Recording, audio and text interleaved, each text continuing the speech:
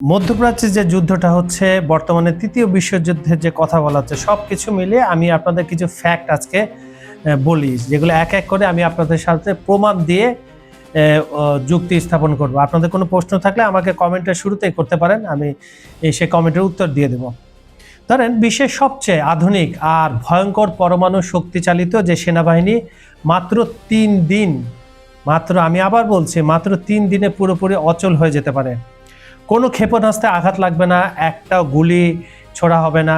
2026 সালের মে মাসে এসে মধ্যপ্রাচ্যের যুদ্ধক্ষেত্রে ঠিক এই অবিশ্বাস্য ব্লুপ্রিন্টটি সাজিয়ে রেখেছে নতুন উদীয়মান শক্তি ইরান।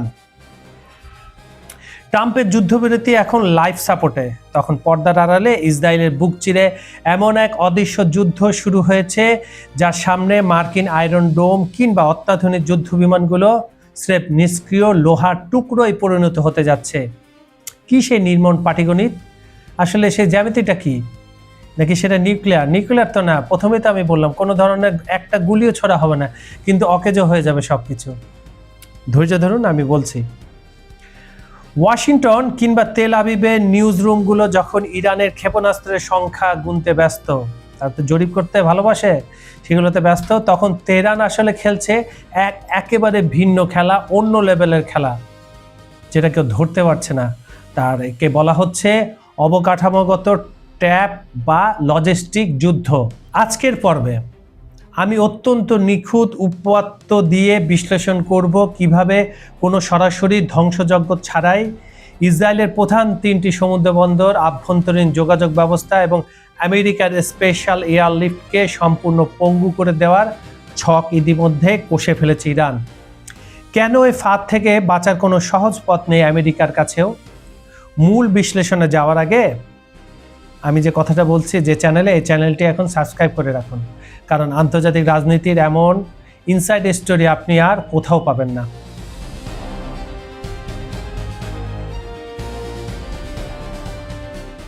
এই মে মাসে এসে মার্কিন প্রেসিডেন্ট ডোনাল্ড ট্রাম্প যখন ইরান ও ইসরায়েলের মধ্যেকার যুদ্ধবিরতিকে লাইফ সাপোর্ট বা প্রায় মৃত বলে ঘোষণা করছেন, তখন বিশ্ব গণমাধ্যমগুলো প্রথাগত যুদ্ধক্ষেত্রে চিরচেনা সমীকরণ নিয়ে মেতে উঠেছে। এক পত্রিকা এভাবে জরিপ করতেছে, আরেক পত্রিকা এভাবে জরিপ করতেছে, এক টেলিভিশন চ্যানেল বলতেছে তাদের কাছে এতগুলো ক্ষেপণাস্ত্র আছে, তাদের কাছে এতগুলো প্লেন আছে, রণতরী আছে, এই হিসাবে ফলস হিসাবে তারা ব্যস্ত। কিন্তু ওয়াশিংটনের ব্রিফিং রুম কিংবা তেল আবিবের নিউজ প্যানেলগুলো যে বিষয়টিকে সবচেয়ে বড় বিপদ হিসাবে দেখছে, তা আসলে মূল সংকটের একটি খণ্ডিত অংশ মাত্র, যেগুলো কথা বললাম। আধুনিক যুদ্ধে সবচেয়ে বিপজ্জনক মোড়টি কোনো গর্জন, নাটকীয় ফ্ল্যাশ বা আনুষ্ঠানিক ঘোষণার মাধ্যমে কিন্তু শুরু হয় না, বরং এর সূচনা হয় এক গভীর নীরবতা দিয়ে, পিন পয়েন্ট সাইলেন্স থেকে। এটি কোনো অচল ঘড়ির নীরবতা নয়, এটি হলো একটি সচল বন্দরের অচল হয়ে যাওয়ার নীরবতা। একটি দেশের 2 অংশকে সংযোগকারী মহাসড়ক বিচ্ছিন্ন হওয়ার নীরবতা এবং একটি রানওয়ে ধ্বংসস্তূপে পরিণত হওয়ার নীরবতা। পশ্চিমা নীতি নির্ধারকরা যখন ইরানের ক্ষেপণাস্ত্রের ইন্টারসেপ্ট রেড বা আয়রন ডোমের কার্যকারিতা নিয়ে ব্যস্ত, তখন পর্দার আড়ালে ইরান এক ভিন্নধর্মী ও পদ্ধতিগত সামরিক চাল চালছে। তারা কোনো ডেঞ্জারাস ক্ষেপণাস্ত্র বানাচ্ছে না, তারা কোনো ডেঞ্জারাস ড্রোন বানাচ্ছে না। তারা কি করছে? এই রণকৌশলটি কোনো রাজনৈতিক থিয়েটার নয়, এটি হলো আধুনিক যুদ্ধের নির্মম পাটিগণিত, যেটাকে বলা হয় একদম হিসাব কষে কষে। একটি আধুনিক সেনাবাহিনী কেবল বীরত্বের ওপর ভর করে টিকে থাকতে পারে না, তার টিকে থাকার মূল জ্বালানি হলো লজিস্টিক বা রসদ সরবরাহ ব্যবস্থা, সাপ্লাই চেন যেটাকে আমরা বলি। এরা তো আর রোবট না, বা রোবট হলো, রোবটেরও তো তেল লাগবে, অ্যামুনিশন লাগবে, আর মানুষ হলে তো খাদ্য লাগবেই। প্রতিদিন প্রতি ব্রিগেডের জন্য প্রয়োজন লাখ লাখ লিটার জ্বালানি, কয়েক ঘন্টা লড়াইয়ের জন্য হাজার হাজার গোলা বারুদ, খাদ্য, পানি, খুচরা যন্ত্রাংশ। আর এই অদৃশ্য সরবরাহ কাঠামো যদি ভেঙে পড়ে, তবে বিশ্বের অত্যাধুনিক যুদ্ধাস্ত্রটি মাত্র কয়েকদিনের মধ্যে একটি অচল নিষ্ক্রিয় ধাতব খণ্ডে পরিণত হতে বাস্তব। লোহার এক একটা এই ধরনের বস্তু হয়ে যাবে, যার কোনো কার্যত কাজ থাকবে না। এর মধ্যে যদি এটা ধরনের একটা সিম্পল একটা বন্দুক, এর মধ্যে যদি গুলি না থাকে, এটা দিয়ে আপনি কি করবেন? নিজের মাথায় বাড়ি মারা ছাড়া তো কোনো উপায় নেই।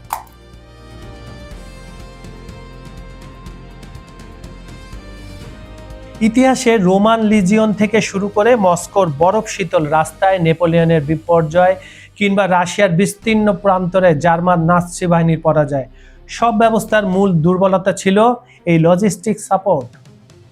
ইরান বছরের পর বছর ধরে অত্যন্ত ধৈর্যের সাথে এই ঐতিহাসিক পাঠটি অধ্যয়ন করেছে এবং জর্ডান নদী থেকে ভূমধ্যসাগর পর্যন্ত বিস্তৃত অঞ্চলে তা প্রয়োগের প্রস্তুতি নিয়েছে। ইরান সেনাবাহিনীর একজন উপদেষ্টা প্রকাশ্যে দাবি করেছেন তাদের সামরিক সক্ষমতা বড় অংশ এখনো প্রদর্শনী করা হয়নি এবং ইসরায়েলে টানা 2 বছর প্রতিদিন আঘাত করার মতো ক্ষেপণাস্ত্র মজুদ তাদের রয়েছে। এটা একদম ঠিক কথা, কারণ তারা ট্রাম্পের মতো কোনো চাপাবাজি করে না। 2026 সালের যুদ্ধের শুরুর সপ্তাহে তথ্য বিশ্লেষণ করলে আপনারা দেখবেন ইসরায়েলের ক্রমাগত বিমান হামলা সত্ত্বেও ইরান কয়েকদিন ধরে এক টানা ক্ষেপণাস্ত্র উৎক্ষেপণ বজায় রেখেছিল। এগুলো কেবল আক্রমণ ছিল না, বরং ইসরায়েলের রাডার কভারেজের ফাঁক ফোকর, প্রতিক্রিয়া জানানোর সময় এবং আকাশ প্রতিরক্ষা ব্যবস্থার সক্ষমতা পরিমাপের একটি বৈজ্ঞানিক পরীক্ষা তারা প্রথমে চালিয়েছিল, এগুলোর ডাটা সংগ্রহ করার জন্য। ইরান মূলত ইসরায়েলের 3টি প্রধান সমুদ্র বন্দরকে উত্তরের হাইফা, কেন্দ্রে আসদোদ এবং লোহিত সাগরের এইলাত তাদের মূল লক্ষ্যবস্তু হিসেবে চিহ্নিত করেছে, কারণ এই বন্দরগুলো হলো ইসরায়েলি সামরিক বাহিনীর টিকে থাকার প্রধান ধমনী, এই পালস। ইরান জাহাজ ডোবানোর মতো সস্তা পথ না বেছে নিয়ে বন্দরগুলো ক্রেন, জ্বালানি খালাস ব্যবস্থা, রেল সংযোগ এবং গুদাম ধ্বংস করার কৌশল নিয়েছে। তাদের বুদ্ধিগুলো দেখেন, যা কার্যকর হলে যে কোনো সামুদ্রিক রসদ সরবরাহ অসম্ভব হয়ে পড়বে। আপনার যদি বন্দর না থাকে, ক্যারি করার জাহাজ না থাকে, ক্রেন দিয়ে উঠানোর জিনিস না থাকে, জিনিস রাখার জায়গা না থাকে, তাহলে আপনি কিভাবে স্টক করবেন? সবই মাথার খেলা।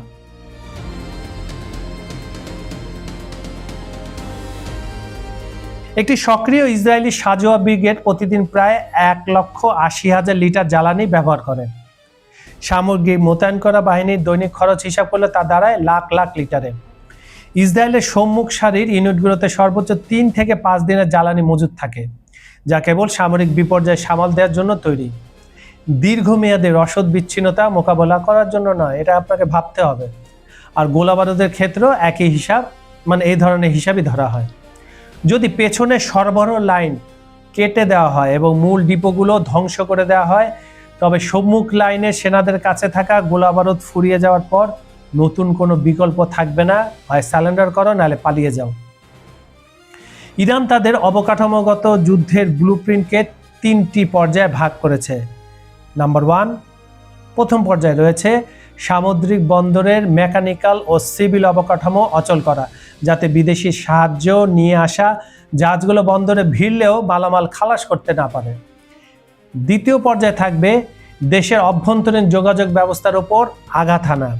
ইসরায়েলের মতো ছোট্ট ভৌগোলিক আয়তনের দেশে প্রধান উত্তর, দক্ষিণ ও পূর্ব পশ্চিম করিডোরগুলোর ব্রিজ, রেল সেতু আর টানেলগুলো ধ্বংস করে দিলে পুরো দেশ স্থবির হয়ে পড়বে।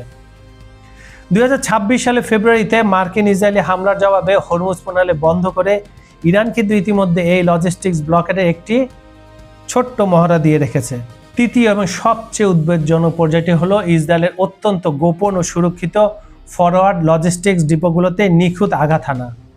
সাম্প্রতিক মাসগুলোতে ইরানের এমন কিছু স্থানে হামলা চালানোর উৎপাত পাওয়া গেছে যার সামরিক ব্যবহারের কথা জনসম্পর্কে কখনো স্বীকারই করা হয়নি। আর এটাই প্রমাণ করে ইরান দীর্ঘ সময় ধরে হিউম্যান ইন্টেলিজেন্স, সিগন্যাল ইন্টেলিজেন্স এবং বাণিজ্যিক স্যাটেলাইটের মাধ্যমে ইসরায়েলের ভেতরে নিখুঁত একটা মানচিত্র রেডি করে ফেলেছে।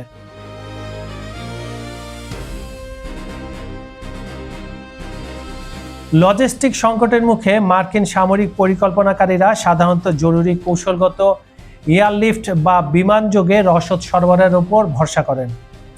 আমেরিকার C-70 গ্লোবমাস্টার কিংবা C-5 গ্যালাক্সির মতো ভারী বিমান রয়েছে, কিন্তু এগুলোর অবতরণের জন্য প্রয়োজন দীর্ঘ এবং সুদৃঢ় রানওয়ে, লম্বা এবং স্ট্রং। চলমান সংঘাতে ইরান কয়েকদিনের জন্য ইসরায়েলের আকাশসীমা বন্ধ করে দিতে সক্ষম হয়েছিল এবং বেন গুরিয়ানি সহ প্রধান বিমানবন্দরগুলো রানওয়েতে গভীর গর্ত তৈরি করে ভারী কার্গো বিমানের অবতরণ অসম্ভব করে তুলেছিল। একটি বড় কন্টেইনার জাহাজে সমপরিমাণ মালামাল পরিবহন করতে ডজন ডজন C-70 বিমানের প্রয়োজন হয়। ফলে বন্দর অচল আর রানওয়ে ক্ষতিগ্রস্ত হলে কেবল বিমান দিয়ে 1,20,000 সৈন্যের রসদ যোগানো সম্পূর্ণ অলীক এবং সামাজিকভাবে অসম্ভব। সবশেষ তথ্য অনুযায়ী ইউরেনিয়াম সমৃদ্ধকরণ নিয়ে মার্কিন যুক্তরাষ্ট্রের সাথে ইরানের আলোচনা সম্পূর্ণ অচল অবস্থায় রয়েছে। ট্রাম্প ইরানকে চুক্তি করার অথবা ধ্বংসের মুখোমুখি হওয়ার হুমকি দিয়ে যাচ্ছেন, আর যার ফলে কূটনৈতিক ভাষা দিন দিন আরও কঠোর হচ্ছে। দুই পক্ষই যুদ্ধের তীব্রতা বাড়াতে না চাইলেও একটি ভুল হিসাব বা লজিস্টিক বিপদে পড়া একটিমাত্র ক্ষেপণাস্ত্র পরিস্থিতিকে নিয়ন্ত্রণের বাইরে নিয়ে যেতে পারে।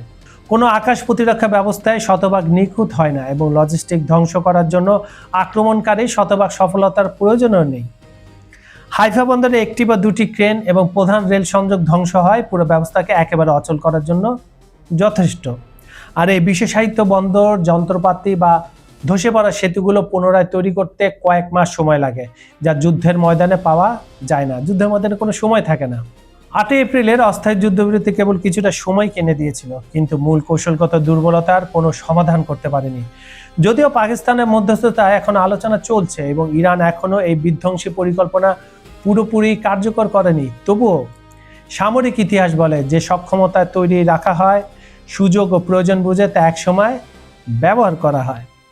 ওয়াশিংটন এবং তেল আবিবের উচিত তাদের জনগণকে সান্ত্বনার বাণী না দিয়ে এই কাঠামোগত দুর্বলতার সত্যতা স্বীকার করা।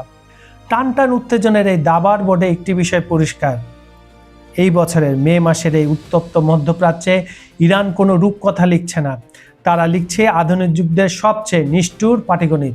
পেন্টাগনের এয়ার কন্ডিশন রুমে বসে ইরানের মিসাইলের সংখ্যা গুনছে, তেহরান তখন নিঃশব্দে কেটে দিচ্ছে ইসরায়েলি সেনাবাহিনীর লাইফলাইন। ভেবে দেখুন যে সেই ভয়ঙ্কর দৃশ্য, একটি গুলিও ফুটল না, কোনো পারমাণবিক বিস্ফোরণ হলো না, অথচ মাত্র 72 ঘন্টার মধ্যে তেল আবিবের রাস্তায় স্তব্ধ হয়ে গেল ট্যাঙ্ক বহর। ফুয়েলের ট্যাঙ্কারের অভাবে রানওয়েতে জং ধরতে শুরু করলো কোটি ডলারের যুদ্ধ বিমানগুলো, আর বাংকারে বসে থাকা হাজার হাজার সেনা ক্ষুধার্ত পেটে অপেক্ষা করতে লাগলো এক টুকরা রুটি আর কয়েক রাউন্ড গোলাবারুদের জন্য। একেই বলে আধুনিক লজিস্টিক ট্র্যাপ, যেখানে আয়রন ডোম আকাশ পাহারা দিতে দিতে ক্লান্ত হয়ে যাবে, কিন্তু মাটির নিচের ধমনী ছিঁড়ে যাওয়া দেশকে বাঁচাতে পারবে না। ইতিহাস সাক্ষী, অহংকার আর অতি আত্মবিশ্বাস সবসময় বড় বড় সাম্রাজ্যের পতনের কারণ হয়েছে। ট্রাম্পের হুমকি কিংবা নেতানিয়াহুর হুঙ্কার কোনো কিছুই এই ভৌগোলিক বাস্তবতাকে বদলে দিতে পারবে না। মধ্যপ্রাচ্যের আকাশে এখন যে নীরবতা, তা শান্তির নয়, তা হলো এক মহাপ্রলয়ের আগের স্তব্ধতা।